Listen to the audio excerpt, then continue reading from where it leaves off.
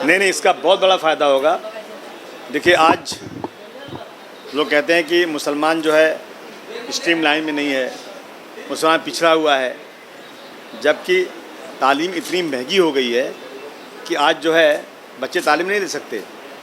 मैं अभी कल तालीम पे यहाँ इस अपने हाउस में डिस्कशन हो रहा था कि फ़ीस बहुत ज़्यादा है।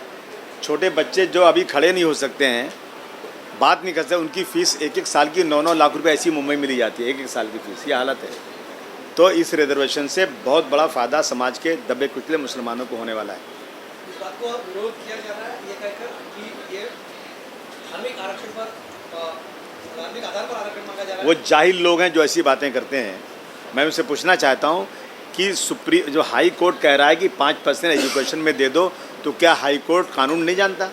मैं उनसे पूछूं कि मिश्रा साहब जो सुप्रीम कोर्ट के जज थे, जो राजेंद्र सच्चर साहब सुप्रीम कोर्ट के जज थे, जो IAS अफसर महमूदुर रहमान साहब थे, इन सब लोगों ने पूरी इंक्वायरी करने के बाद मुसलमानों को 10% रिजर्वेशन की बात किया।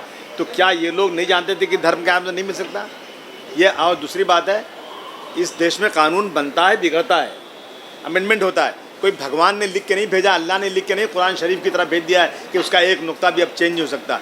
यदि कोई ऐसी चीज़ अड़चन आ भी सकती है कानून में, तो अमेंडमेंट उसमें किया जा सकता है, कोई बड़ी बात नहीं है। और धर्म के नाम पर रिजर्वेशन मिला है, ये झूठ है बिल्कुल। कानून में 5% दिया जा सकता है, हाई कोर्ट के फैसले से ये बात बिल्कुल तय हो चुकी है। तो जब कांग्रेस NCP दोनों ने रिजर्वेशन का ऐलान किया था, अब दोनों सत्ता में आ चुकी हैं, और उस वक्त आदरणीय उद्धव जी ने भी कहा था कि इनको रिजर्वेशन मिलना चाहिए। तो मुझे लगता है कि अब रिजर्वेशन में कोई देर नहीं होना चाहिए। 5% पहले एजुकेशन में मिल जाए, और जो 5% लटका हुआ नौकरी के लिए हाईकोर्ट में पड़ा हुआ है, उसको जल्द से जल्द करा के 10% रिजर्वेशन मुसलमानों को मिल जाएगा। तो ये मुसलमानों का नहीं, बल्कि इस देश की तरक्की होगी।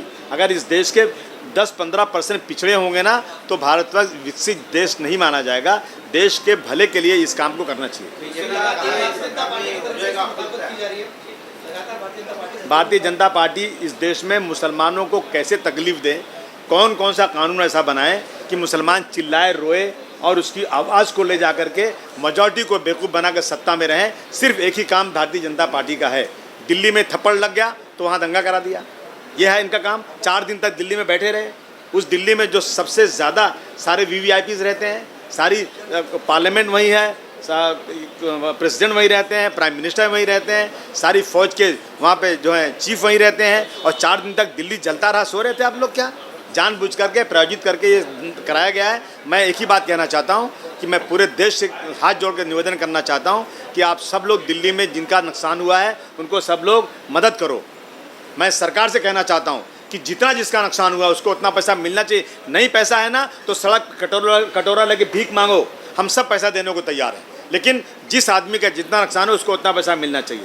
मरे हुए आदमी जिसका इंतकाल हो गया है, उसके घर वालों को कम से कम 15 लाख रुपया और एक आदमी को नौकरी तुरंत अनाउंस करना ही चाहिए। ये मेरी पूरी ताकत के साथ मांग है। और जो भी इसमें है, चाहे हिंदू हो चाहे मुसलमान, जो भी हो, उसको सज़ा मिलना चाहिए। और एक चीज़ मैंने अपनी आँखों से देखा है कि पत्थर मारने वालों के साथ पुलिस भाग रही थी, और सड़क पर लोग मार खा के बेहोश पड़े हुए हैं। डंडा मार के पुलिस कहती है बोल, आज़ादी चाहिए तुझे, बोलो, तुम बोलो अभी इस वक्त, तुम बोलो भारत माता की जय। इन ऐसे कुत्ते पुलिस वालों को मैं बोल रहा हूँ, अगर मेरी पकड़ हो तो मुझे चलेगा। ऐसे पुलिस वालों को हथकड़ी लगाकर जेल में 20 साल के लिए भेज देना चाहिए। जो रखवाले बने हैं वो इस तरह की बातें करेंगे देश में, ये कैसे देश चलेगा? देश में हम चाहते हैं कि हिंदू मुस्लिम एकता चले, जो हज़ारों साल से एकता चली आ रही है, इसे कुछ लोग बिगाड़ने में लगे हुए हैं। हमारे यहाँ से एक मुसलमान कहता है कि 15 करोड़ मुसलमान 100 करोड़ मुसलमानों हिंदुओं में भारी हैं। मैं कहता हूं कि सबसे बड़ा दुश्मन वो मुसलमानों को जो ऐसी बात करता है। हम कहते हैं कि 15 करोड़ मुसलमान हिंदू भाइयों से ऐसी दोस्ती कर लो कि 100 करोड़ हिंदू भाई कहे ये 15 करोड़ मुसलमान मेरे पास हैं, तो मुझे इस देश में किसी की फिक्र करने की ज़रूरत नहीं। ये मुसलमानों की इमेज बनाने की ज़रूरत है। ये मैसेज देना चाहते हैं देश के अंदर।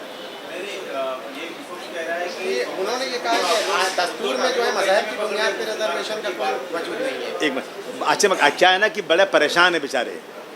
सत्ता चली गई ना तो ये समझते कि ये कैसे हो गया, समझ रहे थे कि ये शिवसेना तो जाएगी नहीं। शिवसेना के जो है इनका भी मुद्दा वही हिंदुत्व का मुद्दा है, ये जाएंगे नहीं। 30 साल तक शिवसेना को ये लोगों ने फंसा कर रखा था अपने पास। बहुत खुशी है कि उद्धव जी इधर आ गया। मैं 30 कभी मिला नहीं था उद्धव जी से, अभी से पहले कभी नहीं मिला था, लेकिन जब मिला उद्धव जी से मुझे लगा कि बहुत ही अच्छे आदमी है ये। मुझे अच्छा लगा। और आगे इधर भी अब बीजेपी परेशान है, रोज़ाना ऐसे ऐसे मुद्दे ला रही है ताकि इनका वोट बैंक कुछ ख़राब हो जाए और ये छोड़ के यहाँ आ जाएं। लेकिन मुझे उम्मीद है कि इनकी जो है इनका सपना साकार नहीं होगा। ये सरकार 5 साल नहीं बल्कि 10-15 साल चले तो मुझे खुशी होगी। धन्यवाद।